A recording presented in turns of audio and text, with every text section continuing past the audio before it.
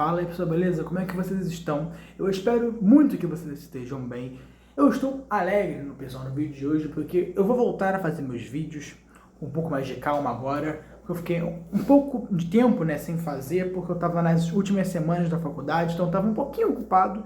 E aí eu gosto de fazer meus vídeos com um pouco mais de calma, montar o roteiro, pensar no que eu vou falar. Então eu não gosto de fazer muita coisa correndo. Eu já fiz alguns vídeos meus muito no improviso, mas eu não gosto muito de fazer isso não. Eu gosto realmente de me planejar um pouco antes. Então eu não estava, assim, muito apto a fazer isso nas últimas semanas. Então eu fiquei, acho que umas 2 semanas ou uma semana e meia sem gravar, mas tô de volta e eu quero continuar. Então, se no meu último vídeo foi um vídeo mais de psicologia, em que eu falei sobre a educação dos jovens, que eu falei muito sobre a psicologia da infância e da adolescência, o vídeo de hoje eu também quero continuar com o tema da psicologia e uma psicologia à luz do tomismo, gente. Vai ser a chamada psicologia clássica, aquela verdadeira, essencial, tradicional, verdadeira, soberana. Hoje vocês vão ver, vocês vão ouvir, vocês vão aprender o puro suco, a pura essência da real psicologia, chamada psicologia tomista, porque para mim, São Tomás de Aquino foi um dos maiores psicólogos de todos os tempos, embora não tinha esse termo na época dele, porque ele foi uma das pessoas que melhor compreendeu a natureza humana. E eu creio que o tomismo ele é muito importante para a psicologia dos dias de hoje. Não é à toa que eu fiz um vídeo sobre isso. Eu fiz um vídeo sobre 5 psicólogos que você deve conhecer. Então, eu me inspirando um pouco mais nessa escola, nessa linha e tal de pensamento, quero fazer um vídeo falando sobre o tema das paixões da alma, que são tão importantes, é um conceito tão fundamental no estudo da psicologia geral, mas que é pouco abordado hoje. E quando é abordado, é com um outro nome, como, por exemplo, pulsões, ou também mais comum a gente chama hoje de emoções, mas para todos os filósofos e psicólogos do mundo antigo, do mundo medieval também, o termo era paixões. O que seriam as paixões? Bem, paixão, esse nome vem muito por conta das 10 categorias aristotélicas. O que significa isso? Aristóteles, na sua obra Categorias, ele criou uma ideia de que tem 10 formas de você classificar, de você compreender um ente, um ser. E entre essas 10 formas, essas 10 categorias, uma delas seria a da paixão, que é aquilo que o ente, aquilo que o ser sofre. Ou seja, o que os outros seres, os outros entes, modificam nesse ser. Então, ele é cortado, ele é queimado, ele é movido, ele é esmagado, ele é acariciado. O que ele é, sabe? Então, paixão, basicamente, era o que algo sofre. Então, desde o início, a gente compreender aqui como é que surgiu esse nome, esse termo paixão. Mas, então, paixão da alma. Então, seguindo a lógica, paixão da alma seria aquilo que a alma sofre, aquilo que a alma é modificada. Então, tendo isso em mente, nós temos que compreender que São Tomás de Aquino define as paixões da alma como o movimento do apetite sensitivo da alma humana. Vamos entender parte por parte. Movimento, como eu já expliquei aqui no canal, movimento antes de Newton era universalmente compreendido como mudança. Porque hoje, no mundo newtoniano que nós vivemos, a gente entende movimento só como você mover uma coisa daqui para cá. Ou seja, o chamado movimento espacial, movimento matemático. Mas não é assim antes de Newton. No mundo aristotélico tomista, movimento era mudança, era você modificar algo. Então tá aí, movimento do apetite sensitivo. O que é apetite sensitivo? Já expliquei também aqui no canal. Para São Tomás de Aquino, a alma humana tinha 5 potências. Entre elas tem a da vontade, ou também chamada de potência apetitiva. E aí, o que seria o apetite, a vontade? Bem, a vontade, o apetite, por definição, é a tendência ao bem, porque todas as coisas tendem ao bem, mas a vontade é aquilo que tem o bem por finalidade, que deseja o bem, que almeja o bem, mesmo que esse bem seja verdadeiro ou não. Se for um bem que aparenta a nós ser um bem, nós iremos desejar essa coisa. E a vontade, no mundo natural, no mundo orgânico, enfim, no mundo animal, é próprio dos seres humanos e dos animais. Nem as plantas, nem os minérios, nem os objetos inanimados, nenhum deles tem vontade. Só os seres humanos e os animais. Porém, são vontades diferentes. De fato, tanto animais quanto seres humanos têm a chamada vontade corporal, ou também chamado de apetite sensitivo, que é você desejar o bem corporal, os bens da carne, né? O conforto corporal, o bem corporal, o bem sensível, digamos assim. Porque tanto seres humanos quanto animais têm corpo. Então, naturalmente, eles vão ter o apetite sensitivo.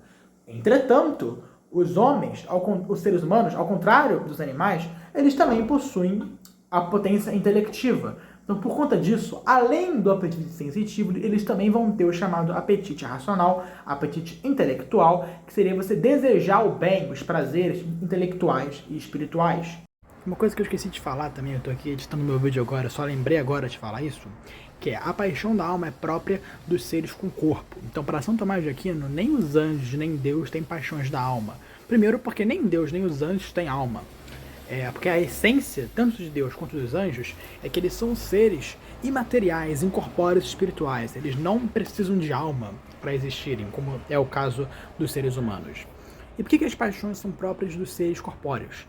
Porque as paixões não mudam sua alma, mas mudam também o corpo. Você vê, quando nós estamos com medo ou quando nós estamos apaixonados, nosso coração começa a acelerar. Isso aqui é só um exemplo de vários que eu posso citar aqui. Como o fato dos seres humanos serem seres corpóreos, que morrem e tal, que tem uma relação ainda muito corporal, a gente tem esse pensamento diante do bem e do mal, porque toda paixão da alma é um movimento do apetite sensitivo diante de um bem ou de um mal. Eu já vou explicar isso mais pra frente no vídeo. Agora, por exemplo, os anjos e Deus, eles possuem espécies de emoções, mas são emoções intelectuais, espirituais, porque eles não têm corpo. Então, as emoções que eles têm são emoções mais elevadas, são emoções mais racionais. Então, por exemplo, Deus, os anjos, eles sentem, digamos assim, isso não é a palavra certa, mas eu vou usar essa, eles sentem amor, mas é um amor racional, é um amor moderado, é um amor mais elevado. Eles também sentem alegria e tal. Da mesma forma também, os demônios odeiam a Deus, mas os demônios também não têm corpo. Então não é o ódio, a paixão da alma deles. O ódio deles é um ódio mais elevado, digamos assim. Não é bem essa palavra, mas eu não estou conseguindo arranjar outra. É um ódio mais essencialmente e hierarquicamente superior. Eles odeiam a Deus porque eles entendem racionalmente que Deus é a fonte da punição deles, da justiça, da ordem, de tudo que eles odeiam, de tudo aquilo que eles querem destruir. Então o ódio deles não causa mudança corporal, porque eles não têm corpo, e é uma relação mais elevada, mais espiritual. Da mesma forma, quando os anjos, os santos anjos, amam a Deus, não é um amor de paixão da alma, é um amor racional, porque eles compreendem racionalmente, espiritualmente, intelectualmente, sumamente que Deus é a fonte do bem, da justiça, da misericórdia, da santidade, e é por isso que eles amam a Deus, porque eles entendem, eles compreendem isso racionalmente. Nossa relação diante do bem e do mal é uma relação um pouco corpórea, não é necessariamente racional, moderada, espiritual. É uma relação ainda muito sensitiva, tal como é com os animais, porque nós somos animais que têm a alma intelectiva. Então, só para deixar isso muito claro.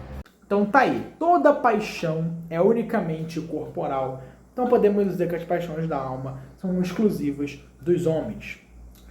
E não só são movimentos do apetite sensitivo na alma humana, mas são sempre movimentos do apetite diante de um bem ou de um mal. E aí que ele nos cita as classificações desses apetites, dessas paixões, perdão, que seriam as paixões concupiscíveis e as paixões irascíveis.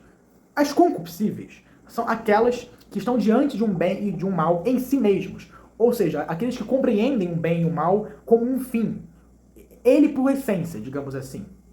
Agora, as irascíveis compreendem o bem e o mal no quesito da dificuldade deles, do meio para alcançá-lo. Então, basicamente, compreendem que as concupiscíveis são o bem e o mal como fins, e as irascíveis, o bem e o mal como os meios para alcançá-los. E aí que ele nos mostra as classificações, melhor dizendo, de cada uma. Vamos citar parte por parte. As concupiscíveis Eu posso citar primeiramente o amor. Novamente, um amor diferente do que ocorre com os anjos e com Deus, que é um amor puramente racional, intelectual e espiritual. No caso dos homens, não. É um amor mais inferior, digamos assim. Claro, que, entenda, gente, toda paixão da alma, essa é uma coisa que eu também esqueci de dizer. Para São Tomás de Aquino, todas as paixões da alma não são nem boas nem más, não são nem morais nem imorais. Todas elas dependem de como o nosso intelecto, de como a nossa razão vai guiar elas, vai direcionar elas. Porque para ele, as paixões são muito importantes, mas elas podem ser importantes para o bem ou para o mal. Se nós guiamos as paixões para uma coisa boa, vai ser uma coisa virtuosa. Se for para prejudicar a gente, vai ser um vício. Então tudo depende do uso da razão natural. Então, para ele, a forma do homem ser uma pessoa virtuosa é através da razão natural ele conseguir guiar suas paixões e as controlar bem. Então, primeiramente, o amor. O que seria o amor? O amor seria a tendência natural a um bem que nós já temos. Então, todo amor vai ser de uma coisa que nós já temos. Ou seja, é a compreensão de que essa coisa que nós amamos é um fundamento, é uma base da nossa vida, que nós somos capazes de morrer para que esse bem continue existindo, continue vivo. Então, o amor, ele pode ser bom ou pode ser mal, digamos assim. Se ele é bem direcionado pela razão para ser uma coisa virtuosa, por exemplo, que traz as virtudes do heroísmo, do sacrifício em prol desse bem, desse amor, moderado, né, racionalmente guiado, vai ser um bem, vai ser uma virtude. Agora, se é um amor tão grande e excessivo que nos prejudica, não vai ser uma paixão boa. Então o amor é toda tendência ao bem de um bem que nós já temos. Todo amor é o amor por aquilo que nós possuímos, por aquilo que nós já o temos. Aí depois do amor tem o ódio. O ódio seria o completo contrário do amor. Seria a compreensão de uma coisa tal como o inverso do bem que nós amamos, né? Então se nós amamos uma coisa, automaticamente nós odiamos esse suposto contrário desse bem que nós amamos. Então o ódio, ele é a repulsa total de um mal absoluto. E além disso tem também o desejo. O desejo é a tendência ao bem, que é um bem ausente. Enquanto o amor é você amar algo que você tem, que você está disposto a morrer por esse algo, que você se sacrifica por esse algo, que você entende como um bem absoluto em essência, o desejo é a noção de que falta alguma coisa pra gente, nós queremos esse algo pra nós que nós ainda não temos. E tem também a repulsa, que tal como o ódio é o contrário do amor, a repulsa é o contrário do desejo. A repulsa é a noção de que tem um mal que nós devemos evitar. O desejo é a noção de que tem um bem que nós temos que alcançar, que nós temos que possuir, porque ele é necessário nas nossas vidas.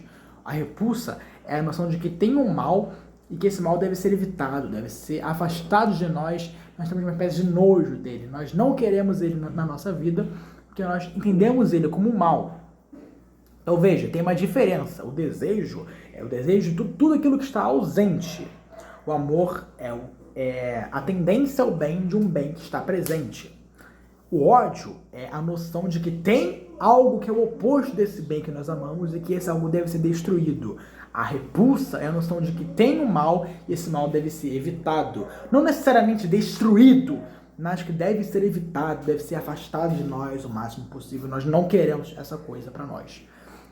E mais duas paixões concupiscíveis, que seria a alegria, ou também chamada de prazer, e a tristeza, ou também chamada de dor, uma sendo o oposto da outra. A alegria é a satisfação, é a obtenção de um bem, é a posse de um bem. Ou seja, o prazer ou a alegria, ela pode vir tanto no momento quando nós conseguimos um bem e nós percebemos que nós o conseguimos e automaticamente a gente fica muito feliz, sente muito prazer, mas pode muito bem ser no momento em que você tem um bem lá, mas que você se alegra com esse bem, que você sente prazer com ele. Por exemplo, você pode conhecer a mesma pessoa já há anos, você se acostumou a viver com ela e tal, você a ama, mas você não necessariamente sente o tempo todo prazer por estar com ela, mas pode ser que uma hora ou outra, por um dia inteiro, por uma semana, você sente o tempo todo a alegria, o prazer de estar com ela, se sente bem, se sente satisfeito, se sente plenamente realizado.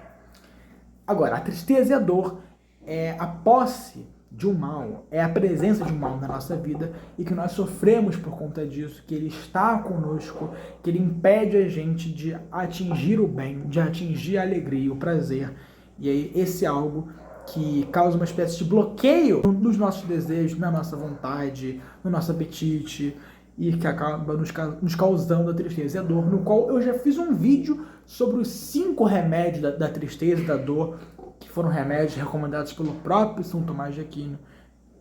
Procure aqui no canal, que é muito interessante. Agora tem as das paixões irascíveis, que, como eu falei, são as paixões que tem a ver com a dificuldade da obtenção de um bem ou de um mal, tem a ver com os meios para atingir um fim, enquanto as concupiscíveis são o fim em si mesmo. O primeiro deles é a esperança, que seria a fé, seria você crer, seria a vontade de alcançar um bem, que é sempre um bem difícil. É você entender que tem uma dificuldade de você alcançar esse bem, mas que você quer ainda assim, que você ainda sonha, que você vai atrás, você vai lutar por isso, mesmo sendo difícil. E agora tem o contrário da esperança, que é o desespero, que é quando nós acreditamos que é impossível alcançar esse bem, e aí automaticamente nós nos sentimos desesperançados, e aí entra o desespero, que é um vício, e que acaba nos estagnando, porque a gente pensa que é impossível alcançar esse bem. Além desses dois também, eu posso citar a ousadia. A ousadia é quando nós vemos que é difícil alcançar um bem, que tem uma grande dificuldade de alcançar, mas nós lutamos, nós automaticamente nos colocamos a dispor, nos colocamos na batalha por ele, mesmo nós estamos diante de um mal, porque no fim dele vai ter um bem para nós alcançarmos, mas tem um mal na frente dele, e aí a gente acaba sabendo que nós temos que enfrentar esse mal, e mesmo tendo que enfrentar esse mal, que é perigoso, nós ainda assim nos colocamos diante disso. Então é a ousadia, é a audácia de você enfrentar esse mal.